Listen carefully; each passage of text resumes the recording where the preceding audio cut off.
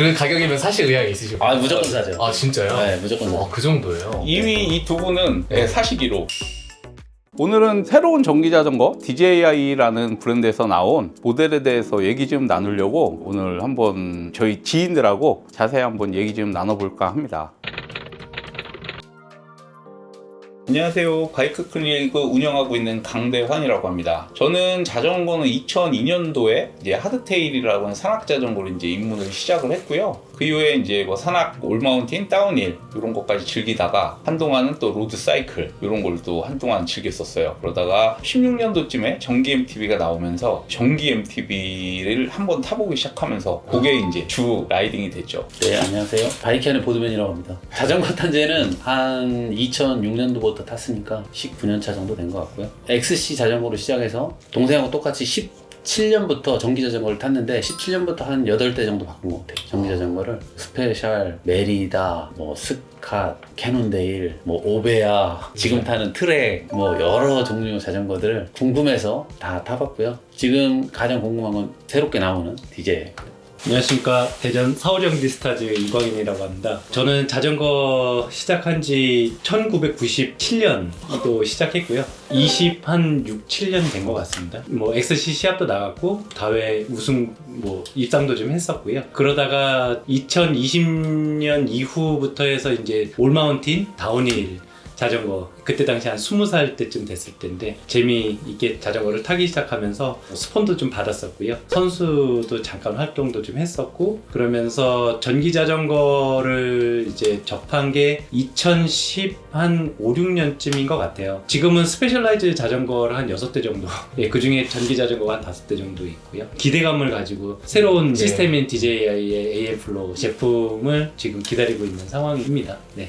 근데 제가 알고 있는 DJI는 드론이나 네. 짐벌 같은 데가 유명한 브랜드잖아요. 그렇죠. 근데 어떻게 DJI가 전기 자전거로 이제 새롭게 나올지 사실 상상이 안 가거든요. 저는 일반인 기준이니까. 일단 저도 DJI에서 전기 자전거가 나온다는 소식을 작년 6월경에 들었거든요. 6월이었나 7월에 7월. 네, 상하이 그 바이크 쇼에서 갑자기 발표하고 나서 가장 전기 자전거에 관심 있는 분들한테 이슈가 많이 됐었어요. 아. 그래서 언제 우리나라에 출시될지에 대해서 되게 다들 막 기대를 많이 하고 있었거든요. 네네. 네, 그만큼 이제 어떤 스펙이라든지 저희 기존에 전기 MTB 타시던 분들이 원하던 그런 부분을 많이 충족시켜준 제품이었어가지고 지금 출시 예정이 언젠가요? 일단 해외는 벌써 출시가 돼서 이미 많은 사용자들이 타고 있고요. 우리나라 같은 경우도 이제 딜러가 결정이 됐고요. 빠르면 5월, 늦어도 6월경에는 일반 소비자분이 만나보실 수 있을 것 같습니다. 아, 그럼 대표님도 취급을 하신다는 거네요? 예, 저희도 그것만 기대하고 있었어서 아. 소식 듣자마자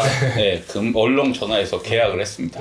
지금 DJI 전기 자전거가 또 출시되는 거는 또 어떻게 좀 생각을 하세요? 처음에는 전혀 기대를 안 했는데 도시도 지금 거의 5세대 정도 바뀌고 있고, 시마노도 마찬가지고 스페셜도 마찬가지고 이렇게 바뀌고 있는데, 처음 진입하는 회사가 이렇게 스펙을 보니까 이게 과연 맞는 스펙인지 궁금했어요. 어떤 면에서? 무게, 그 다음에 파워, 배터리, 디자인 모든 면에서 너무 기존 자전거보다 다 좋아서 여러 가지 인터넷에서 찾아보고 형님들하고 얘기도 해보고 했는데 다들 궁금해하고 있습니다. 과연 이게 들어오면 어떻게 될지 좀 궁금해하고 있어요. 아.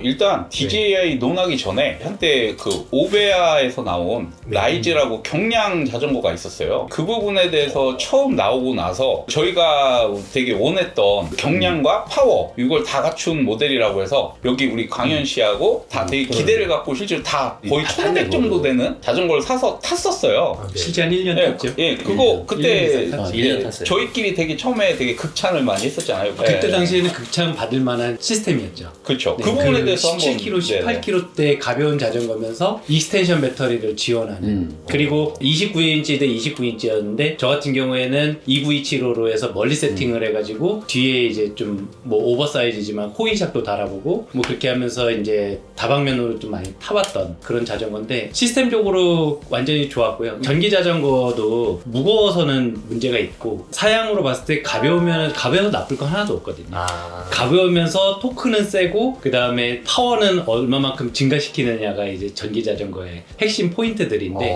한 2년 전이었죠. 2년 전에 방금 전에 말씀하셨던 오베아 라이즈라는 제품이 혁신적으로 정도로 고객의 니즈를 다 충족했었기 때문에 네네네. 제가 알고 있기로는 오베아라이즈 자전거가 대전뿐만이 아니라 전국적으로 지금 많이 팔린 걸로 알고 있습니다. 네네네. 전 세계적으로도 좀 팔렸던 걸로 전 세계적으로 기억을 많이 하고 팔렸어요. 있고요. 네. 근데 이제 그거를 넘어서는 새로운 제품 시마노 모터에 아무래도 조금 부족한 부분이 있습니다. 근데 그런 부분들을 또 채워주고 그거를 뛰어넘는 소위 얘기해서 이미 배포된 DJI 자전거를 타고 있는 해외 유저들이 게임 체인저라는 이야기를 반복해서 하는 동영상들을 네. 유튜브에서 많이 찾아보실 수가 있을 텐데요. 네네. 그런 것들이 전부 가벼우면서 토크가 세지고 그 다음에 충전 시간이 빨라지면서 75%까지 충전하는데 1시간 반이면 된다든지 아. 기존에는 한 3시간, 4시간을 했어야 됐다. 이점이 많다라는 거네요. 네네, 그런 장점들을 다 살려가지고 지난 작년 6월에 출시가 됐었고 네. 그 제품에 대해서 대한민국에 있는 이바이크 유저들도 굉장히 지금 현재 관심이 높구나. 이미 작년부터 많았었는데 아. 언제 들어올까 하다가 갑자기 올해 발표가 나온 거죠. 그래서 지금 다들 기대하고 있는 그런 자전거. 아, 그럼 방금 말씀하신 오베라이즈에 비해서도 DJI 전기 자전거도 지금 그만큼의 혁신적인 라인인가요, 그게? 그 부분은 제가 말씀을 드리면 오베아라이즈는 저희가 되게 재밌게 탔는데 아까 얘기했던 시마노부터의 약간의 부족함, 그 자전거 전체적으로 어쨌든 배터리 용량이라든지 그런 부분에서 부족한 부분이 있었어요. 근데 아. 그것만 이제 극복이 되면 진짜 너무 좋겠다 네. 이랬는데 그거에 맞는 자전거가 딱 나온 게 DJI였던 거예요. 심지어 디자인도 비슷합니다. 거의 비슷해. 예, 생긴 게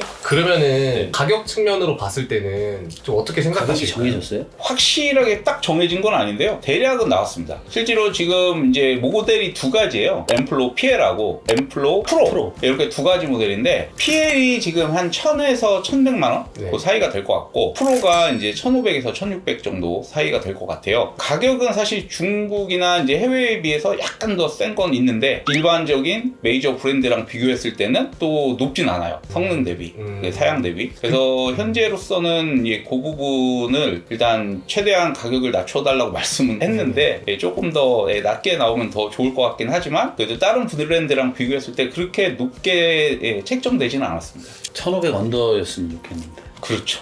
아. 저도 그렇습니다. 그러면 그 가격이면 사실 의향이 있으시고. 아, 무조건 사죠. 아, 진짜요? 네, 무조건 사죠. 그 정도예요. 이미 이 두 분은 네. 사시기로. 아, 진짜요?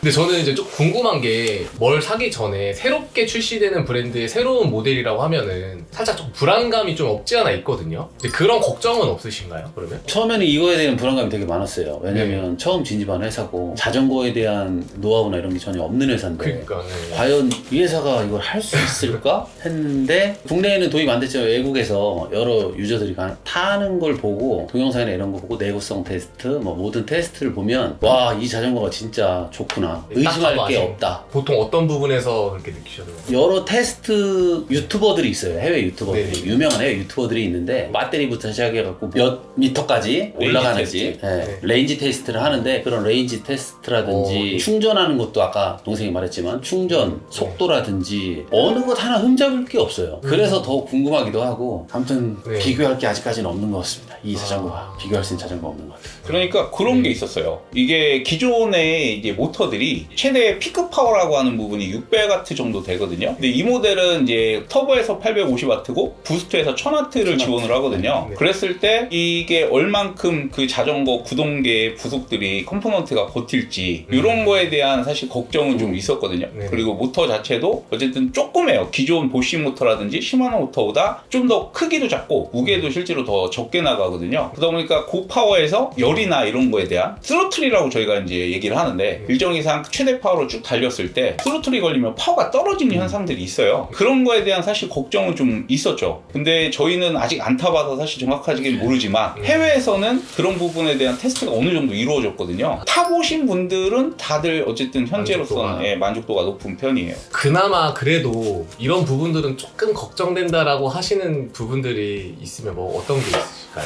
DJI라는 회사, 그 다음에 자전거를 만드는 AM플로, 그 다음에 모터를 만드는 아비녹스, 이 세 개의 브랜드 회사가 합작해서 만든 자전거인데, 근데 세 개의 회사 모두가 자전거하고 별로 관련이 없었던, 자전거를 만들어 본 적이 없는 그런 회사였는데, 그래서 작년에 나왔어도 그냥 나왔구나, 뭐 시행착오 많이 겪겠구나 라고 생각을 했는데 좀 좀 의외로 해외 영국이나 뭐 이런 유튜버들의 리뷰가 상당히 극찬하는 리뷰가 많았었고요. 내구성 측면에서도 문제가 있다라는 부분도 있습니다. 예를 들어서 뭐 축이나 이런 부분들이 충격을 많이 받으면 좀 유격이 생긴다라든지 뭐 그런 부분도 있는데 내구성에 대해서도 일부 검증이 된 것 같고요. 그 링크 방식, 리어샥이 먹으면서 이제 받는 그 자전거의 이제 지오메트리 이런 부분에 대한 검증도 좀 된 부분이 있는 것 같고요. 마지막으로 검증할 거는 이제 이게 아직 출시하고 채 1년이 안 됐으니까 자전거는 보통 한 3년은 그래도 돌아봐야 배터리의 그 이제 수명이라든지 네. 이 모터 방식도 이게 작고 가볍게 만들면서도 파워가 세진 거는 제가 알고 있기로는 유선기어 방식으로 이걸 열도 해결하고 토크도 올리고 그런 걸로 알고 있거든요. 그 안에 내장되어 있는 기어나 베어링 뭐 이런 전자 시스템의 그 내구성 이런 부분들이 앞으로 이제 쌓여야 될 그 데이터에서 이제 그런 결론들이 나올 텐데 사실은 지금은 좋다 나쁘다라기보다는 그런 거를 조금 검증하는 단계다 뭐 이렇게 보면 되지 않을까 싶어요. 아직까지 다른 데서 전혀 시도하지 않았던 그런 혁신적인 부분이 있어요. 밥을 먹거나 커피 한 잔 마시면서 재충전하는데 40% 이상은 충전이 될 거다.